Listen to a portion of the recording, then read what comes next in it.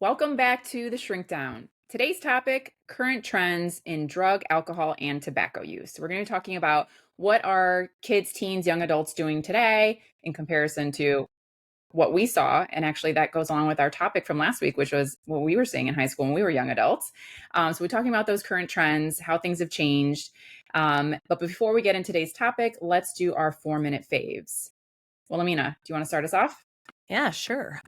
So I'm going to talk about a show. Shocking. Departure from my norm. It's on trend with you. Yeah, exactly. There you go. So this is Alien Earth. So it is on FX, Hulu, FX. I don't know. Are they combined now? Like we watch it on Hulu, but it's an FX show, so I don't know. So it's part of the Alien series or world, I guess you would say. And it is basically about a spacecraft which has a bunch of the aliens on it and other creatures. So there's like an addition, there's new aliens now, or creatures, I should say, and it crashes into Earth. And then there's basically like cyborgs and whatever that are trying to catch it, and of course chaos and death and carnage ensues. So I do love all of the Alien movies. I see them all, and this one is a pretty solid. I haven't loved all of the like newer ones that they've come out with, the newer movies, so I almost saw this and I was like, I'm not even gonna bother. But then it started to get some buzz, so we decided to check it out. And it's solid. It is solid. It's sort of a different, the fact that Earth is actually a part of it is sort of new. And then this concept of humanity and having new creatures and new storylines other than just the same thing over and over again is kind of interesting. So if you like the alien stuff, you should definitely check it out. It's the guy from Justified, right? Yes, Timothy Olyphant is in What's it. his name? Oh, right. I heard Timothy his, Olyphant. he does, if you're interested in that show and him in particular, he does a really nice interview on Armchair Expert with Dax Shepard. Okay, I skipped that one so they were because I don't know talking who about he is. Okay, You don't know It's who he not is? my genre, but yeah, he's You don't know who he's Timothy Olyphant is? adorable. Oh my from gosh. Justified. He's like that one show. of my like. Yeah. I will That's Google. like one of my Picture of like him, you top would know. 5. I bet I Yeah. know. You would know I'll who he Google him. was. Don't worry. He's adorable. I don't watch Justified. anything, and I know who he Don't is. worry. Yeah, same. Don't like worry. I've I know not who he watched is. these shows, but I know his who he is. interview was Yes, great okay. with Dax. I got it. Wilhelmina. Don't worry. Yeah. Don't worry. I'm living out of my cave. Got it. Yeah. Do you guys Occasionally remember the we do movie that. Go? Do you guys remember the movie Yes, Go? he with was in Katie that. Holmes. He was in that. He's got kind of and- an annoying, like, some look, say annoying, others mischievous. say hot. No, not annoying. Maybe annoying's not the right word. He looks like he has a troublemaker type of look. Oh, absolutely. Right? Absolutely. Just He like has a little bit of that mischievous. little- Yes. Mhm. Yes. Yeah. Although he's often not the bad guy. Nah, He's usually no, he's the good guy. He It's was it's a the little bit in eyebrows. Go. He was a little bit of a but he's now like after Justified where he played like Yeah. Oh yeah, he's cute. yeah. Not cute. he's cuter younger. He's I think he's aged Oh, okay. Very He's well. 57. Yeah, he looks good for 57. Okay, carry He's on. married to his high school not so much sweetheart. in Alien Earth. He looks like Yeah. an albino Oh. and that. He's like very Okay. like because he's like part cyborg, whatever. But I think he's a man that has aged quite well. Okay. Like a fine wine. Yeah. Terry, what about you? Mine is the new line of Champion stuff at Target. Oh, I've So, seen it. and I know our last episode was focused on 90s nostalgia, and I Mhm. loved Champion as a brand when I was in high school. I found a picture of myself during the day on my 16th birthday, and I was wearing a Champion t-shirt back in 1997.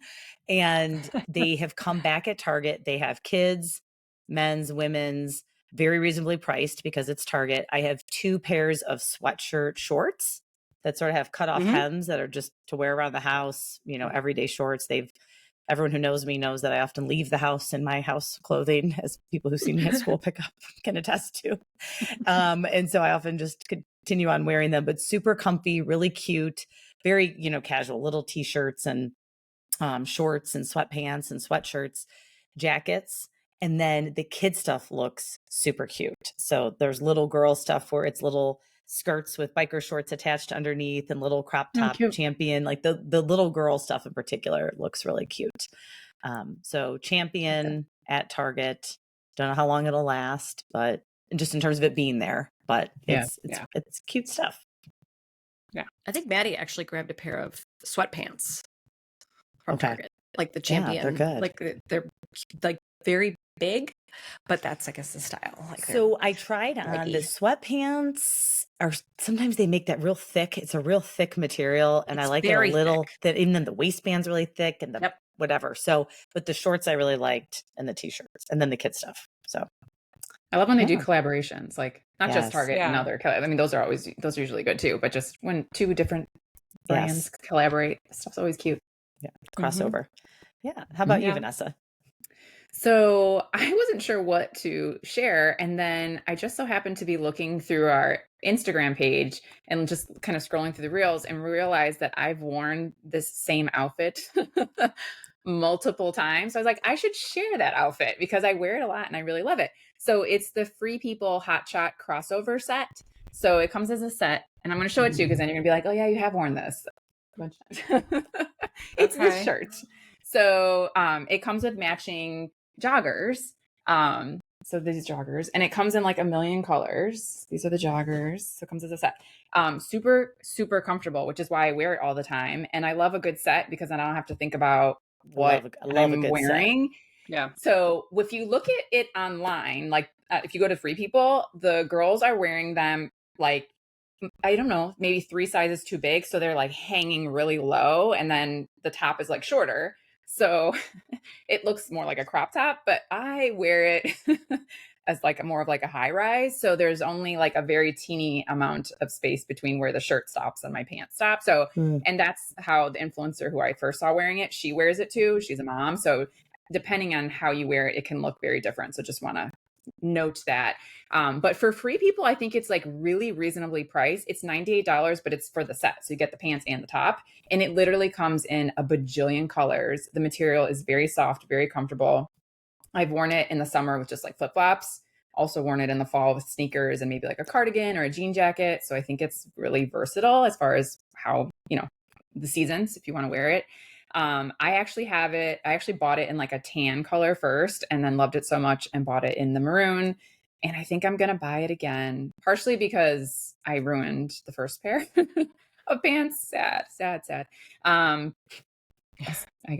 got something on it, and then I went to spray it with like a stain remover, and it took the oh no. So that was very sad. So now it's become my when I go get my hair done pants. So now when I get my hair done, I wear that same outfit every time. So I'm like, well, if they drop hair dye or bleach or something on my pants, I won't care. So I think I'm going to get another color, but that's a really good set. I think it's good quality material. I think it's a good price since you get the set. Can you wash and dry it, or is it like hang dry? Yeah. So I initially was washing and hang drying, but that's because I hang dry most of I feel like everything shrinks. I don't trust like labels. But I have since washed it and dried it a couple times, and it's on low and it's been fine. So you can, and I think the instructions say dry on low. So I have, but I'm usually a hang it person because I just don't trust that it won't shrink. I usually just do it with my like workout stuff, and then anything that would say don't dry, but anything that says dry, I put it in the dryer because it says dry, and I have. So I dry everything on like low or like medium low. So I never dry anything on it. So I don't know if you were going to do that. I don't know. Maybe it could shrink, but it hasn't shrunk and it still looks good. So that's my share. Lauren, how about you? So I'm sharing the gosh, I guess they're disposable makeup towels to like dry your face off after you've washed your face. Do you guys know what I'm talking about? So the ones I have are from Amazon. They're called the Clean Skin Club. And the idea is that like I personally, so when I wash my face, like even if I do like a double cleanse, then I usually use like a towel or something, right? And then I still have like stuff on my towels, and I have a lot of white towels and whatever. These are disposable, and they're biodegradable apparently. I don't know.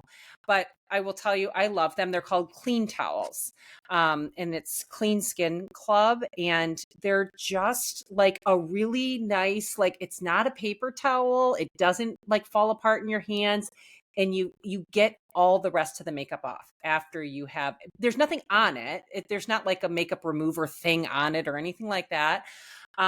But it's like saving my hand towels in my bathroom. I mean, I've tried everything, and I still feel like even with a really good double cleanse, there's still like a little bit of something. And so I've been loving these, and you can do a subscription or whatever. And I actually think they're helping me to make like my face like healthier, cleaner, because after I do that, then I'll do my toner or whatever, you know, you might do next. And there's so little left on my face at that point. It feels really good. So Clean Quick Skin question. Club. Yes. Double cleanse. You wash your face and then you wash it again? I do. Yeah, I started doing it too. Do you dry it in between? No. No. Oh, I don't. Yeah, me neither. Is it just to really get everything off? So you wash it, splash water, for and then us, you wash like it again? sensitive acne prone people. Yeah, Okay. it really does work. Okay. Yeah. Okay. I do like an oil cleanser first. I'll do that's the a little same thing. gentler, Okay. and then I'll use. I have like two different one. Yeah. You can do the same thing. I have two different ones. And that seems to help. But I'm like a heavy makeup girl, so like I always, and so I have also started doing like the double, and I still, Lauren, no matter what I do, I'm like, what in the hell? Like, still get some on the towel. It's so annoying. And I like every time. So I use like one of those like cleaning balms first, and then I use just like a face that gets your makeup off, like melts your makeup, and then I do like a wash. I've seen those. But even then, it's still and yes, my towels are like trash, and it's like you can't. So I love that. That's a great one. I'm excited. I need to look at that. I was just kind of looking for my faves, and I was like, everything. I'm like, I've done this 3 times in a row now. Like, I subscribed. So it's a good one. Yeah. Well, and I like that you said it was biodegradable, because when you first said that, I was like, oh no, the earth. I know. I'm always like, everything, I'm like, what is no, but I know. if it does, then that does feel good, because I'm often like paper it towel never feels situation. like wash my towels, but then like I go and my kids go and wash like their hands, and then they use my face towel to dry their hands, and I'm like, So did you really I've read about like did you do like this on towels? Oh, like you really should be using a towel once and washing it. I know. The amount really of bad. gross germ. Yeah. It's really bad. So I bet your skin looks like healthier if you're using getting a much new better. fresh. As opposed to my junkie towel. My kids are like, I know. And they don't wash put their our hands face the right way. right on Not it. just your children, Oh, any no. children. Because I'm like, there shouldn't And be dirt on the soap? Why is there dirt on the hand towel? If you washed your hands They don't do properly, anything. They don't should brush not their be teeth dirt. right. Yeah. They the hand don't. towels. Yeah, they don't do anything right. So So this I prevents saw that. Griffin's hands the other day. They were so gross. And I was like, Griffin, did you wash your hands? He's like, oh, I forgot yesterday. yeah. All day. You forgot to wash your hands yesterday. I'm like, we need to have a hygiene conversation here. Okay. Yeah. Oh, and mine loves to just, can I just hand sanitize? No. Yeah. Oh, It's the COVID kids. Like, COVID did us no favors with like, that. I know. Hand sanitizer has its place in this world. Don't get me wrong. It does. It's not it a does not substitution. replace a good hand wash. Yeah, you're just smearing around the dirt on your hands with the gel. So stupid. Exactly. Well, okay. Let's talk about drugs, lady. Let's talk drugs. Shifting Let's gears. talk.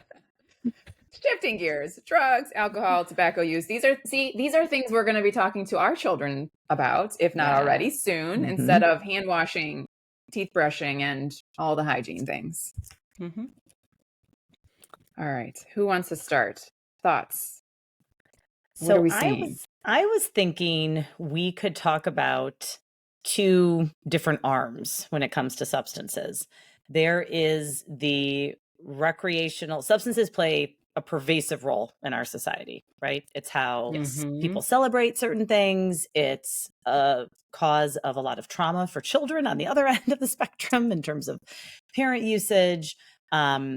It's substances are one of those things where they're not a required part of society, right? Like you need to eat to live, you need sleep, you need water, et cetera. You don't need substances. However, many people use them. So I think there's two arms. I think there's an arm of recreational use, enjoying happy hour with your family or your neighbors, and people dabbling in edibles recreationally, and the role alcohol plays in our society, which I know we touched on last season. And then I think there's a whole separate arm is what are current trends in illicit substance use and addiction, and that what is sort of trends among teens and young people.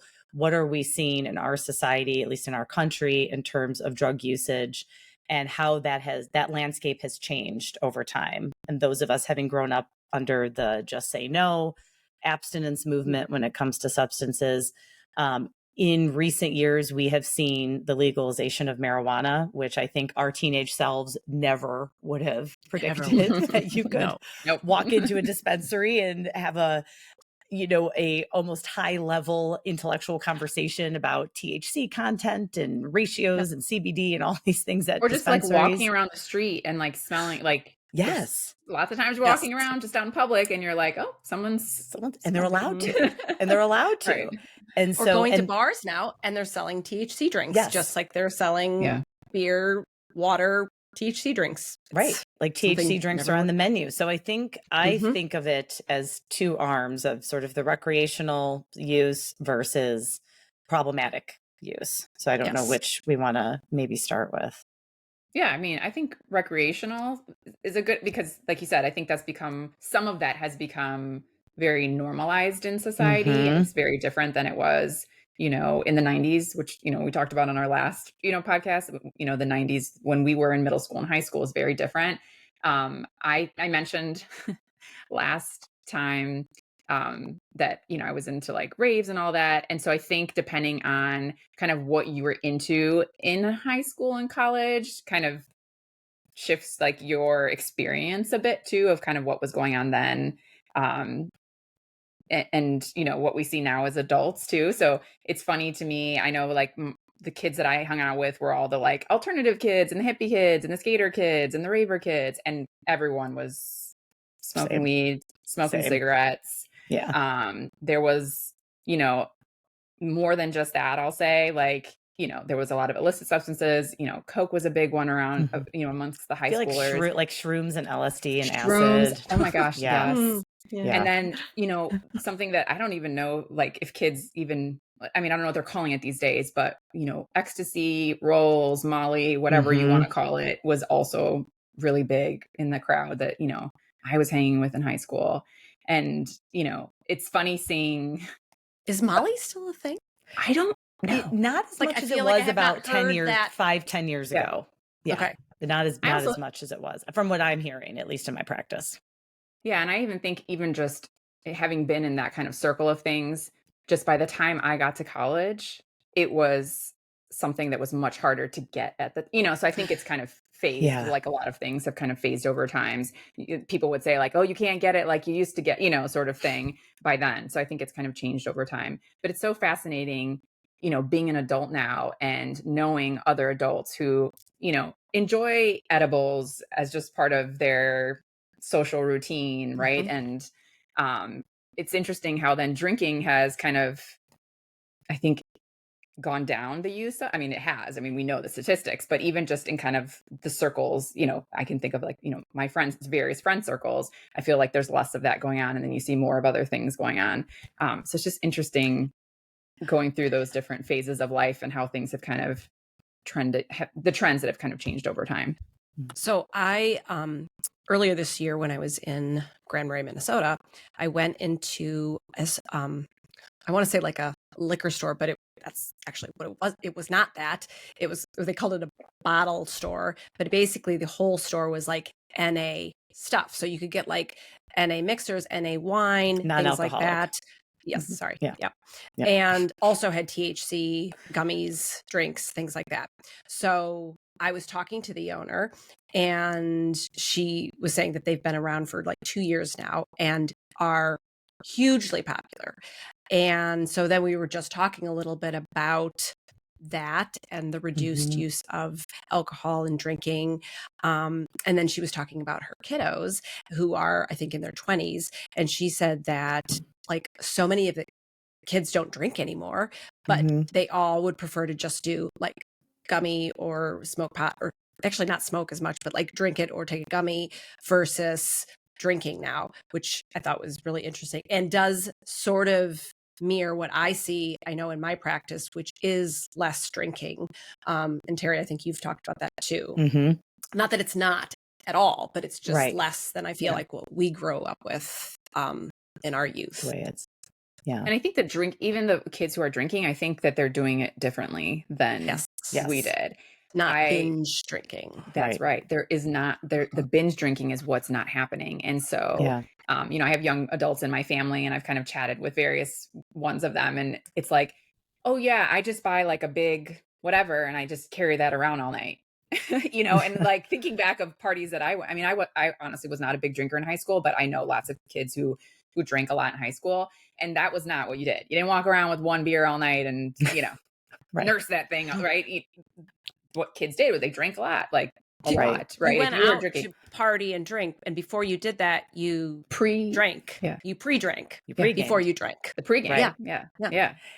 And I think one overarching question when you think about the recreational arm usage that maybe we're consciously asking ourselves, or young people are, older people our age even, are why do you reach for a substance? Whether it's a drink, whether it's an edible, whether it's whatever it is, fill in the blank, but really talking about those two as the main ones we're seeing, at least, right? Among, you know, adults. But like, why are you reaching for a substance? Is it, does it feel necessary to celebrate? Is it to, you know, wind down after a long week at work or a hard day? Is it to enjoy the beautiful weather and you have an association with, you know, being outside in the fall around a fire and it's nice to have a drink? And, you know, why are we stressed? Are we, you know, et cetera? Like, why are we reaching for the substance, whatever it is? Well, I was listening to a podcast and it was talking about how you can't really separate like any sort of drug talk or drug conversation from a mental health conversation in terms of how that does get so tied together, as you mentioned, Terry, like coming home and relaxing and having a drink, right? And, oh, I've had a stressful day, I'm going to have a drink. And that narrative, for at least around alcohol, and again, around our generation, was absolutely hammered in of like, this is how you relax, this is how you socialize, this is how you celebrate, this is how you have a bad day, you do it. Like, it's like, well, that was the takeaway that I pulled a couple of, Go ahead. I was going to say, I pulled a couple of my nieces. No, sorry, we're delayed. A couple of my nieces, I said, what are your thoughts about current trends and what you're seeing in high school and college? And they talked about, which we can get to in a minute, like cocaine and other things and vaping and carts and weed usage, edibles, et cetera. But my one niece said, I think a real important conversation is growing up with adults drinking around kids. And I want to talk about what that's been like for kids and teens and what we saw growing up and what we thought about that and what that was like for us. And, you know, she's like, I think that's an important part of the conversation, which I thought was interesting. But you know, it's so interesting, which I was going to add to it, is what you were just saying, Wilhelmina, is that was like built into the narrative of culture. I was listening to a podcast this morning, and there was an ad break, and the ad was for edibles. The so podcast host was promoting a company, and she used those exact words. Like, whether you're stressed or you're having a hard time sleeping or you just want to relax after a long day. And I was like, oh, so we have rebranded things to such an extent now that that's the narrative. And that's a problem. It's absolutely. So normalizing that. So now the adolescents, this is all I hear. And by the way, I still have in my practice plenty of adolescents that are interested, or young adults interested in experimenting with alcohol. Oh, But yeah. the Yeah, whole not sure. going away. idea that gummies and THC and all of that is like somehow safer or better Right. or Better. whatever, like the marketing has like really made it feel like it's like people are thinking it's almost like healthy. It's still a substance that's altering your Yeah. normal state. Yes. I mean, And I was shocked by this ad because it was on my mind because we were going to be talking about it. And I was like, whoa, that like if you didn't listen to this in context, you'd have no idea what this woman was talking about. And she was like Yeah. promoting this company and very much normalizing it, which again now gets into the culture and the ears of our young kids. And in kind of preparing to talk about this, the adolescent brain is the one that's the most at risk. That and pregnant women, the idea that you can use things like gummies for nausea or insomnia or whatever, it's impacting pregnant women, and that early first stage before they even know they're pregnant, or the first stages of what's the word I'm looking for? Conception, not conception. The first stage of pregnancy, it's altering brain Fetal development. Thank you. It's altering fetal development. And then during the adolescent stage, the instances of psychosis have gone up fivefold. Wow. Yes. Fivefold, because these kids Yes. are thinking this is like just so safe and it's natural and all of the, it's the way marketing has rebranded what this is. And so there's like legalization without nuance, which is a problem. Right. And so all of these adolescents and young adults, they're drinking less, but they're literally putting themselves at like significant risk for psychosis.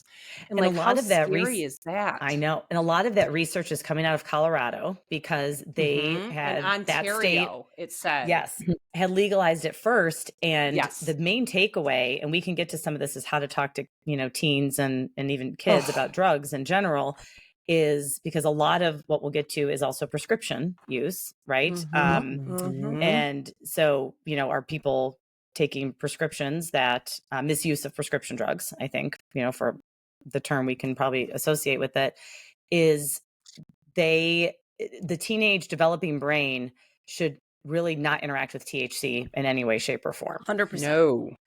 Any developing brain should not interact with non-prescribed pills or powders, like at all, right? Like no pills, no powders is Absolutely. sort of the main message. But really, THC in the developing brain, with all the research coming out, like they don't mix. True for alcohol in the developing brain, true for most substances in the developing brain, but Right. THC in the THC. developing brain should not mix. And so I'm gonna I go don't back love to what- this. data that and there's data that like it can't be reversed. So like Yes. whatever changes, like it's Yes. permanent. So yeah, and they I think Lisa Damore said this, that Scary. she actually thinks the legal age should be older than 21. Yeah. Because it should be not until that brain is Brain is still fully developing. developed, because that's the only time it is safer than to use, where you will Right. not be at risk to You can make a well-informed impact. decision when you're 25 with a fully maturated brain to decide, here are the risks and benefits of THC. Here's the risks and benefits of drinking. Here's the, it's fill in the Like- blank. Well, going back to what you were saying, Lauren, I think we saw this trend of like, this is, with cigarettes and vaping, Yes. right? So, well, first of all, Yes. cigarettes are legal, and, we know, I think people know more now that it causes cancer. How horrible. So even though How it's legal, horrible. it causes cancer. Like it causes Right. lung cancer, not just to the people who are consuming the cigarettes, but to those around you too. And we know that now, right? And it's legal. Yeah. And people shifted to, well, let's vape. And now we know Ugh. that is, It's like worse on the lungs. It's Cardiovascular. Yes. it is so bad for you. So bad. Agreed. I think, people got on the bandwagon with the vape, and now, now we know more. So there is this, it seems to go in phases where we say something's okay, we realize that it's not, and then we move on to the next thing that then we realize at some point is, wait, this could even be potentially worse than that. But yeah, I think that we're seeing these trends, and it's concerning, because all of these things, cigarettes, alcohol, they're all foreign substances that you're putting into your body that you don't actually need. Now, I will say, with the exception of there is medical marijuana. So I do think that there is a place for that.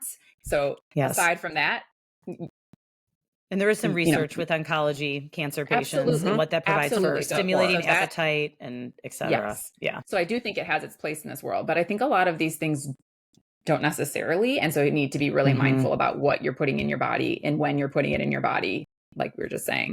Well, in our Yeah, we have to be culture, we've careful about how we're normalized. branding it. Yes, or Yes. normalizing it. Exactly. Yes. Right. It's like, and the vulnerable ones are the young people. We Yeah. did the Right. same thing with the vapes of like the pretty colors, and they were low in the stores. Remember, there was that whole report about how they were, put right there, and they looked like I don't know, AirPods or whatever they look. I Right. don't even know what they They look look like. cute. They looked cute. adorable, right? Portable. And so then kids were asking their parents about them and like things like that. It's like we do the same thing. We like market it in such a way that young people see all of this stuff on social media and think, well, it's from the ground, it's natural, it's good. Like, and then they're the vulnerable ones, and of course aren't reading this research on, it promoting psychosis in these poor developing brains. They're not thinking that because their brains aren't fully formed. So it's scary to think that we're normalizing it in such a way that these young adults think, well, I'm not drinking as much and this is better somehow. It's like, no, your brain is still so vulnerable Well, to and the I think effects. so one thing that I was researching for this podcast topic is in general, drug usage, substance usage is down. It continues to go down, just like a lot of risky behaviors, like we've touched on. So in general, usage is down among young people, but overdoses, death by death that cause death, are significantly higher than they were in the 80s or 90s. So what we do have happening is while overall usage of certain substances is lower, those who are using substances are dabbling in certain things like coke laced with fentanyl, ketamine, other substances. That's so high enough that we have very high overdose rates. And oftentimes they're accidental sort of outlier one-time usage overdoses.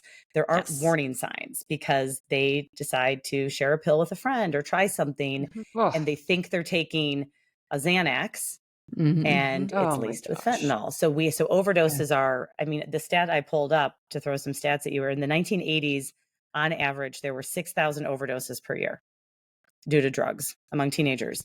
In 2023, there was 108,000 overdoses. So while we were in the throes of the war on drugs and Just Say No campaign, there was on average 6,000 overdoses per year that caused death.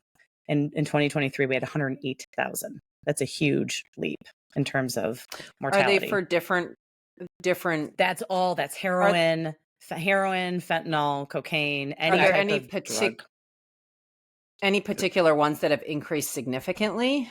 Well, fentanyl is one of the biggest perpetrators. So that wasn't around back then. Like the last 5 years. Yes, and that is one of the biggest causes of overdose, drug overdose, is fentanyl. So that's been a big player and I think contributing to those statistics. That's awful. The popularity of that. Yeah. Well, and I think, Terry, what you had said was that I think in the past you'd think, okay, these kids do drugs or these are this. But now there'll be signs. We are in a culture where we've normalized quick fixes all around. So this happens, take a pill, bad day, have a drink, whatever. Okay. So kids have grown up with this sort of quick fixes thing. And so they go off to college and you may think, oh, my kid's not there. They don't party. They don't do this, or they maybe drink or, smoke pot or whatever. I mean, we just spoke on that, but let's say that's just where you're at.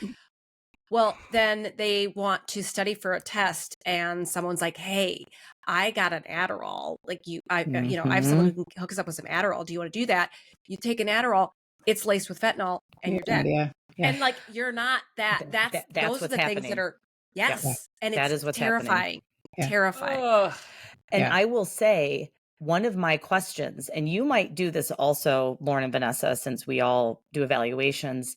Anytime I evaluate a teenager or a high school student, especially if it's a potential ADHD evaluation, I will ask during my clinical interview, have you ever, if they're not currently prescribed an ADHD medication or a stimulant, have you ever tried one of your friends and have you found it to be helpful? I wanted the caveat being, everybody will find a stimulant helpful. It will help every single one of Yeah. us focus, whether or Everybody not will. we have an Yes. ADHD profile or not. That's how the drugs are Yes. That's why designed. coffee is so popular. Yes, Mhm. exactly. And Mhm. overwhelming majority, maybe not 100%, but the overwhelming majority of the Yep. teenagers and young adults will say, yeah, I've tried my friends. It's really helpful. So Yeah. it Yep. is pervasive on college campuses. It is pervasive among high schoolers. There is a lot of pill sharing. And that's what makes this so scary, is that you could be Mhm. trying, like Wilhelmina was saying, you could try your friends, but it could be laced with it. What I came across, the reason this is happening is that substances used to be more plant-based. I don't know if you came, I was hearing this, that it must be more plant-based.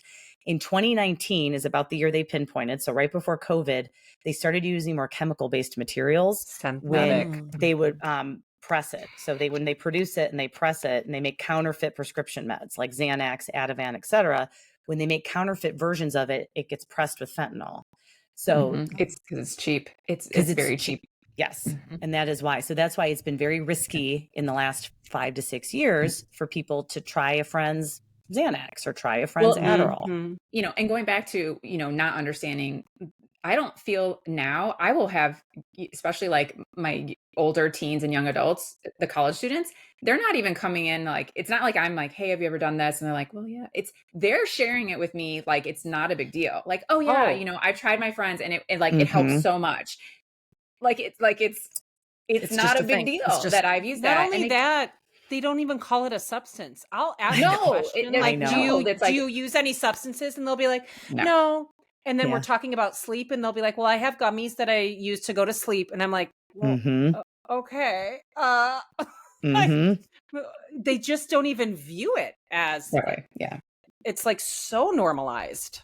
Yeah. Yeah. And Well, again, and ADHD medications are extremely helpful. The Mhm. concern here Absolutely. isn't that if you need them to use them. That's not the concern here. The concern is Absolutely. getting pills from a friend of a friend is the Yes. concern, because you don't know Yep. that that's truly Adderall or whatever, ADHD Mhm. medication your friend's friend is telling you it is. That's the concern, is that you don't know what this is cut with. You have no idea where this came from. And that is what's really concerning.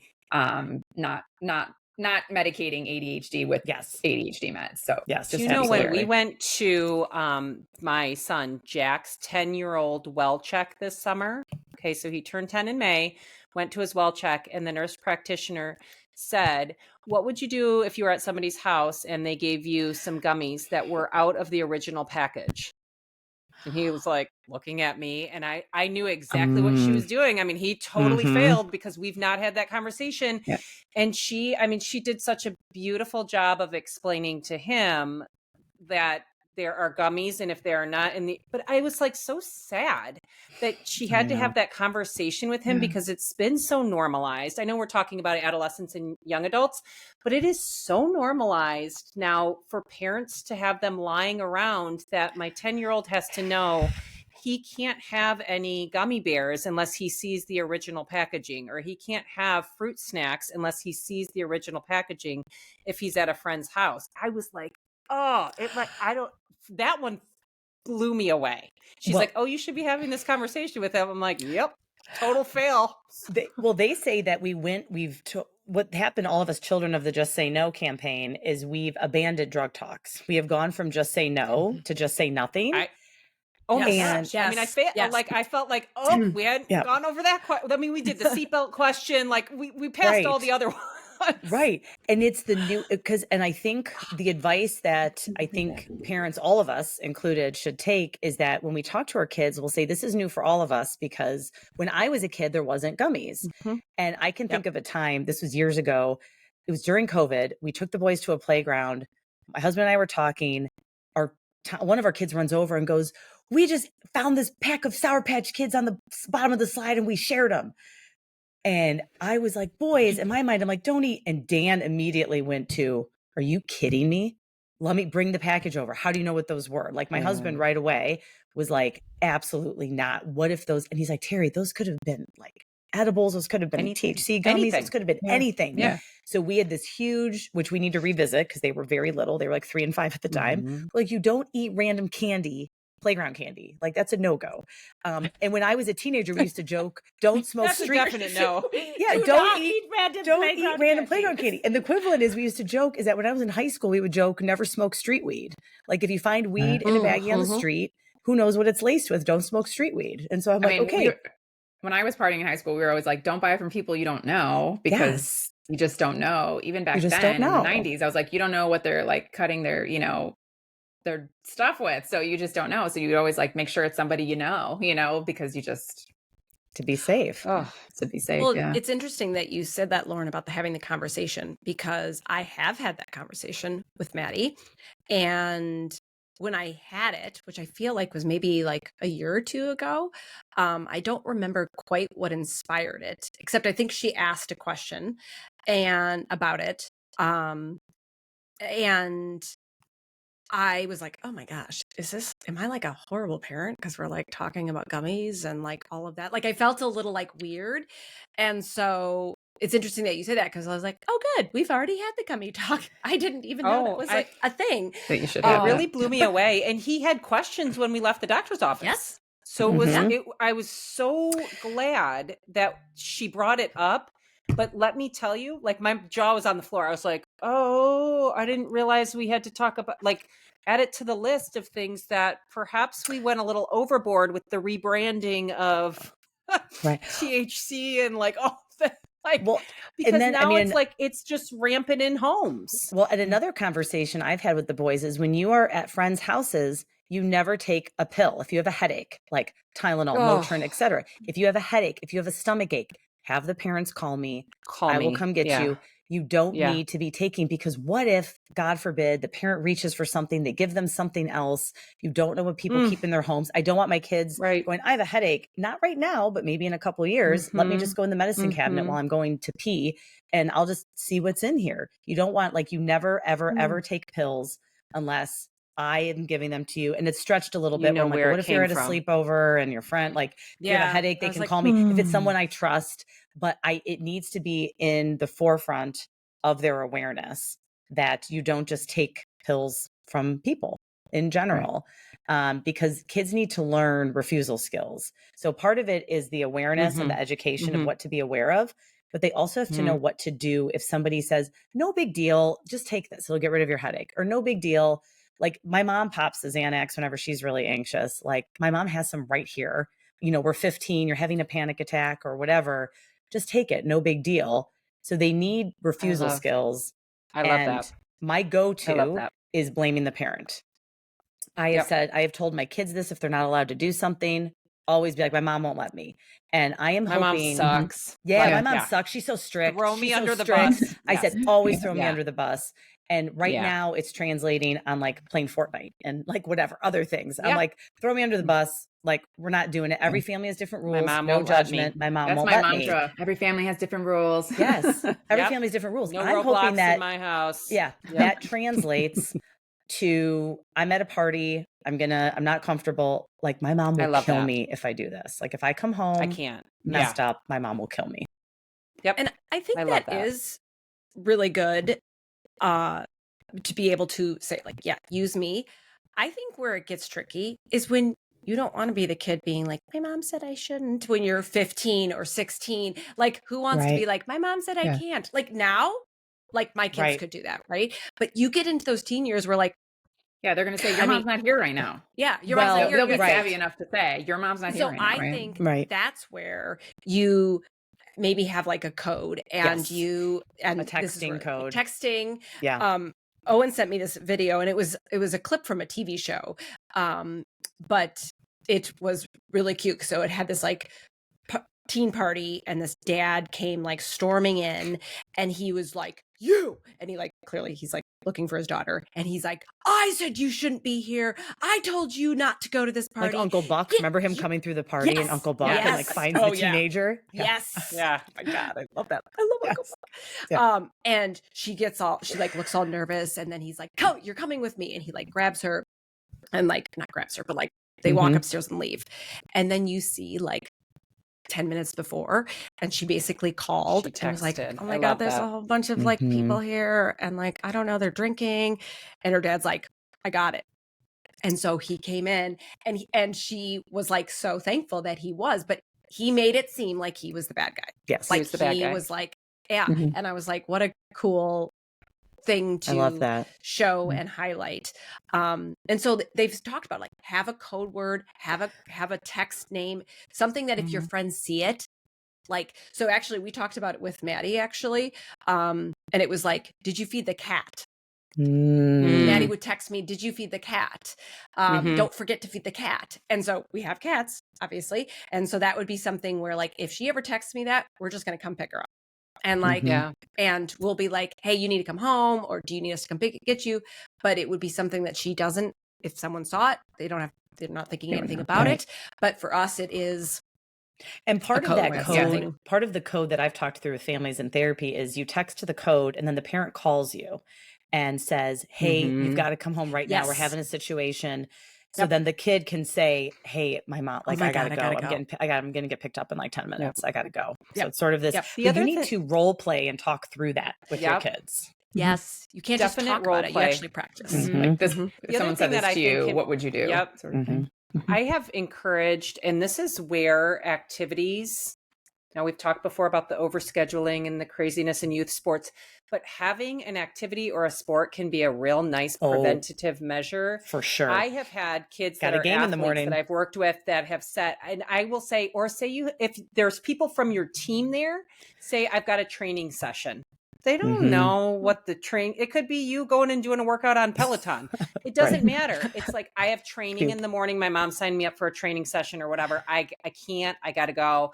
Or I like whatever that. activity you're involved in, or even, I mean, it's cool to be I got smart. tutoring. Like I've got Right. SAT tutoring or whatever. I so early. I don't know why my mom scheduled 8 a.m., but like, I gotta be up.